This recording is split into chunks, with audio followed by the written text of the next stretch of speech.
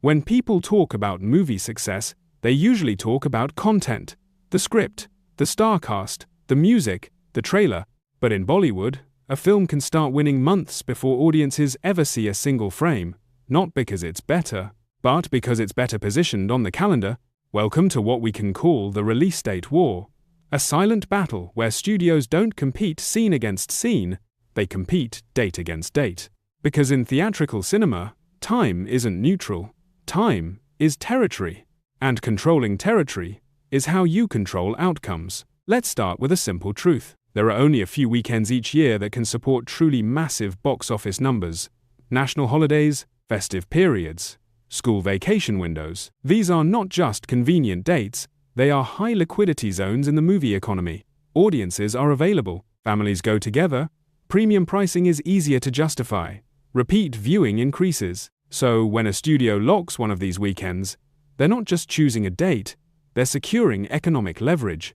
But that leverage only works if the film controls screens.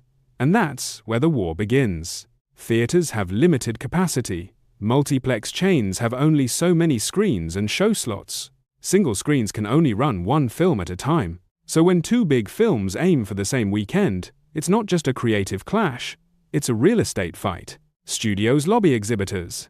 Distributors negotiate screen splits. Advance bookings influence show allocations.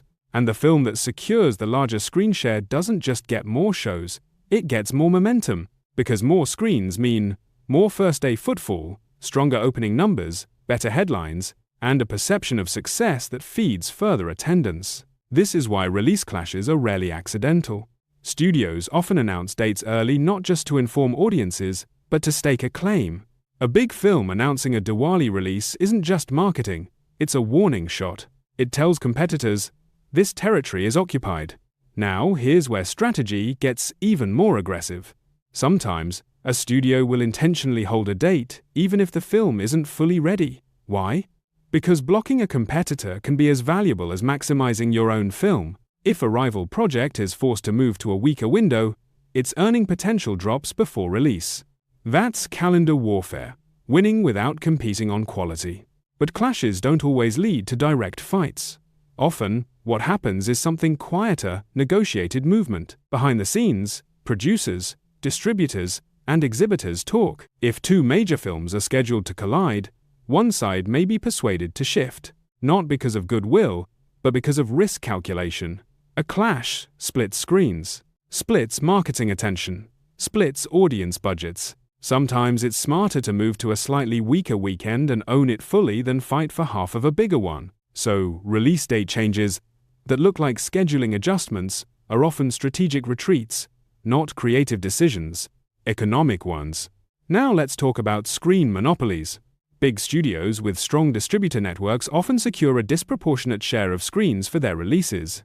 Exhibitors favor them because these studios bring multiple films across the year, not just one. So, when a major banner releases a film, theater chains may allocate more screens, better time slots, and longer guaranteed runs. Smaller films, even strong ones, can get squeezed out simply because the calendar is dominated. This creates a reinforcing cycle. Large studios control dates, dates control screens, screens control perception, perception drives attendance.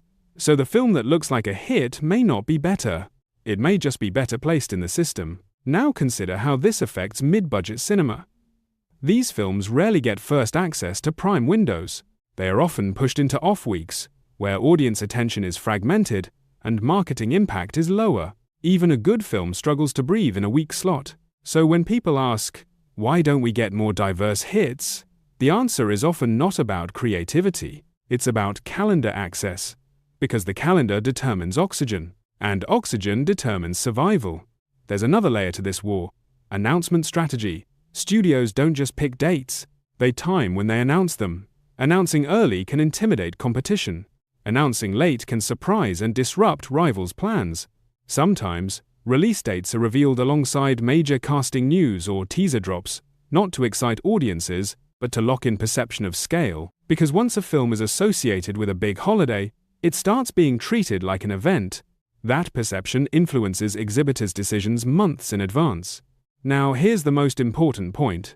The release date war means a film can win before it is judged. By the time reviews arrive, the system has already given one film a runway and another an obstacle course. So when a big holiday film opens huge, it's not just because audiences loved it, it's because it had the best showtimes, the most screens, the highest visibility, and the least competition for attention.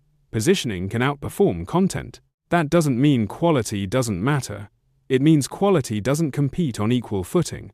Because cinema isn't just art, it's distribution logistics. And logistics reward those who control time and space.